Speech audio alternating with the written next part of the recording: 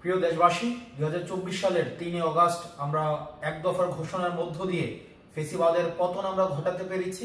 কিন্তু আমাদের প্রত্যাশিত নতুন রাষ্ট্র গঠন অর্থাৎ নতুন বন্দোবস্তের যেই আকাঙ্ক্ষা, যেই প্রতিশ্রুতি আমরা বাংলাদেশকে দিয়েছিলাম, জনগণকে দিয়েছিলাম, সেটির যাত্রা এখনো পর্যন্ত সম্পন্ন হয়নি।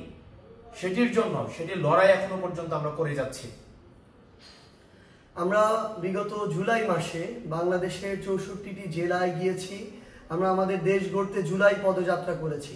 বিচার, সংস্কার এবং নতুন সংবিধান এই লক্ষ্যকে সামনে রেখে নতুন করে রাষ্ট্র পুনর্গঠনের জন্য আমরা জনগণের কাছে গিয়েছি। সাধারণ মানুষের আশা আকাঙ্ক্ষার কথা শুনেছি।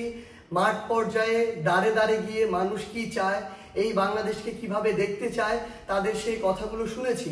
এবং এই অভ্যুত্থানের সময় আমরা এই বাংলাদেশকে নিয়ে যে স্বপ্নগুলো দেখেছিলাম, আমাদের যে আকাঙ্ক্ষাগুলো, সেই আকাঙ্ক্ষাগুলো তাদের কাছে তুলে ধরেছি। এবং এই যে সামগ্রিকভাবে বাংলাদেশের প্রত্যেকটি জায়গায় জেলায় গিয়ে মানুষের যে চাওয়া পাওয়া আকাঙ্ক্ষা, সেগুলোকে ধারণ করেই আমরা আগামী দিনের আমাদের যে ইশতেহার, সেই আমাদের এনসিপির ইশতেহার সাজিয়েছি। প্রিয় দেশবাসী, জুলাই গণ অভ্যুত্থানের 1 বছর পূর্তির দ্বার প্রান্তে আমরা। আগামীকাল 3রা আগস্ট। আমরা 3রা আগস্ট আবারও শহীদ মিনারে জড়ো হচ্ছি। আমরা নতুন বাংলাদেশের আকাঙ্ক্ষা নিয়ে কাজ করছি।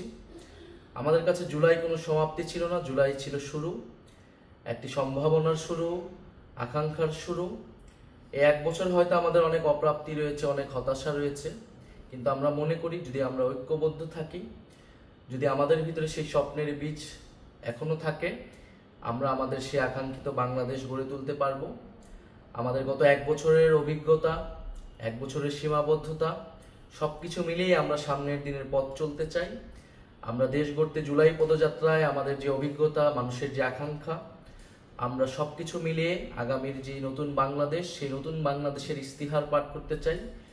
জাতীয় নাগরিক পার্টির পক্ষ থেকে, গণ অভ্যুত্থানের নেতৃবৃন্দের পক্ষ থেকে আমাদের আগামীর বাংলাদেশ, আগামীর রাষ্ট্রকল্পটি আমরা ঘোষণা করতে চাই।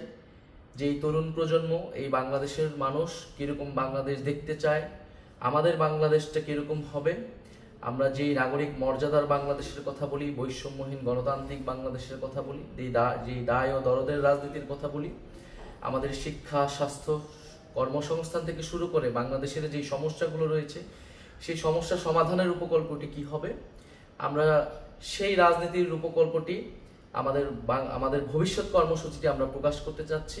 এবং এর মধ্য দিয়ে আমরা আমাদের জুলাই পদযাত্রার পরিসমাপ্তি টানতে যাচ্ছি।